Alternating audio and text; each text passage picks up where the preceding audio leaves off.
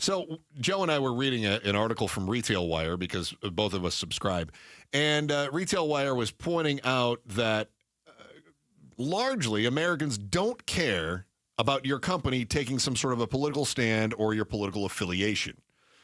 I don't decide if I'm going to go to Home Depot or Lowe's or Ace based on who the CEO is voting for or who the financial advisor used to work for. I don't care. Or what social cause they're backing this month. I mean, as long as it's something that I don't think is detrimental. And I understand it if you do and you say, look, listen, what Bud Light did was detrimental to America. That's your vantage point. Bridge too far. It's fine. That's your prerogative. That's fine. I don't care. That issue didn't bother me, but I get it. I certainly understand why you would say I'm not going to give my money to something that's going to go toward pushing a cause I don't believe in.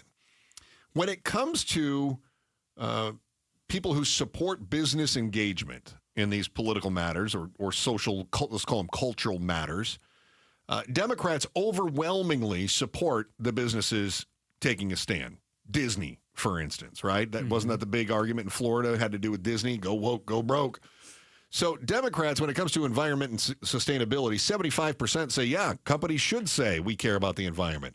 Republicans, 57% say, yeah, we do care. So still a majority. It is still a majority. And so I think sometimes we get wrapped up in the whole, the Democrats want all of this and the Republicans want all of that. Not necessarily. I think there is some agreement on some of these things. Ending gender discrimination. 74% of Democrats say, yeah, we like it when a company says we're going to end gender discrimination. 53% of Republicans want to end gender discrimination. What I would like to see... I should rephrase that. 53% of Republicans say they want their businesses to openly support ending gender discrimination. I would like to see the flip side of these. So we know that 74% of Democrats and 53% of Republicans, like you just say, support businesses that discuss or that back ending discrimination by gender.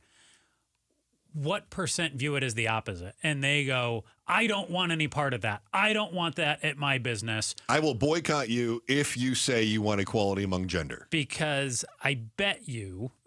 In fact, I'm certain far more Republicans feel that way, too, if they openly will say, I'm not going to that business if they speak out on this issue. Whereas Democrats probably more feel like I don't care, if they're not super passionate about it. Yeah, but what I think is curious, though, is who is going to take a survey and say, I believe gender discrimination is an important thing that America should hang on. Mm-hmm. Like, I think it's really important that women don't have as many rights as men. Who's going to do that? I think the majority of both sides are going to say, the only reason that I wouldn't have anything to do with that business is because I think they should just keep their noses out of everything political. And I understand that. And that's just the one that I glommed onto here with some of these. Like abortion, for instance. Mm-hmm. That one I understand. Right. And then also like the LGBTQ issue, where I would be interested to see how that one would go with businesses taking a side on it. Or you mentioned Bud Light, the Targets of the world. It sure seems like some didn't like it and decided, I'm not going and I don't want that thrown in my face. It's curious to me what we're going to see at the Democratic National Convention, if we're going to see any affiliations with some of the businesses. What businesses want to tie themselves to the Democratic National Convention? I can't think of any that wanted to tie themselves necessarily to the Republican National Convention. And I'm going to guess that most of them are going to stay away from this one, too. You can't think of businesses that wanted to tie themselves to the RNC? Not off the top of my head. You have some that come to mind? The one that comes to mind for me is just the UFC because of Dana White. He's the see what you mean. Owner, CEO. Is he the owner? But he's the face of the UFC behind the scenes. He's at all the press conferences. He's their mouthpiece. Yeah. And I would say that, to me, would align as a RNC-type brand. I don't know if the Democrats have an equivalent, though. Yeah, you're right. That's interesting. But I hadn't thought of that. That one I would say I hadn't thought of that as that brand. RNC. I thought of him as a celebrity, not necessarily as a brand. But yeah, I get it. So why is it that the Democrats so overwhelmingly support business engagement in the social matters? Can we back up for 1 second? And I would throw out there, what if I threw out to you, like just big Hollywood in general, movies? Is it fair to say because of the celebrities, because of the artists and performers, that big Hollywood in general does get tied to the Democrats as a business? Yes. So you start going down the road of your Paramounts, your Sonys, all of those companies. All right. But if we do that game then I say, okay, well, wouldn't it be fair to say that big finance ties itself to Republicans? Because most of your big economists and your hedge fund managers are going to be tying themselves that way. So, yeah. But I'm not going to say that Vanguard and Fidelity and Russell are all tying themselves to the Republican National Convention necessarily. It's just that their proclivities tend to lean to the right, whereas in Hollywood, the proclivities lean to the left. And I think we will see a number of celebrities and more of the influencer types this week at the DNC, more so than we did at the RNC. So I think when it comes to why Democrats are more likely to support these businesses, it really comes down to some of the party's fundamental beliefs. And if we peel back the onion, conservatives and the part mostly associated with conservatism, that's the Republicans, right? And just by definition, slow to change. They are the stalwarts. They are the sentries. They are the watchdogs of society. Status quo is great so long as it's a well-oiled machine. If it ain't broke, don't fix it, as my grandmother used to say, right?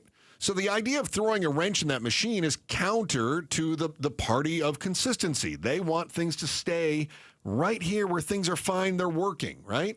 For the Democrats, which is a party of progressives, they want to advance societal norms. It is innate within them. So taking a stand and then fighting for change is kind of part and parcel to who they are, their entire identity. And so when it comes to brands that are going to take a stand, that most often means taking a stand for social equality that is kind of outside status quo, bringing about change, right?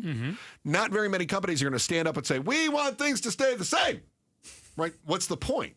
So it's not to say all Democrats want radical change or that no Republicans want more equality. We discussed that earlier. In fact, more than 50% want more equality when it comes to things like gender and inclusion. But certainly most everybody has qualities from both ideological sides. In fact, even when it came to abortion, 54% of Democrats supported companies that would support legal access to abortions. Republicans, only 27%. But that means that 46% of Democrats don't really care to see it, right? Doesn't mean they don't want to, but they certainly doesn't move the needle at all for them. So we do have some crossover. And I think about do you remember the episode with Goya Beans? Oh, yes. Yeah. So Goya, the head of Goya Beans showed support for President Trump at the time, and as well as his daughter that's allowed in public, Ivanka.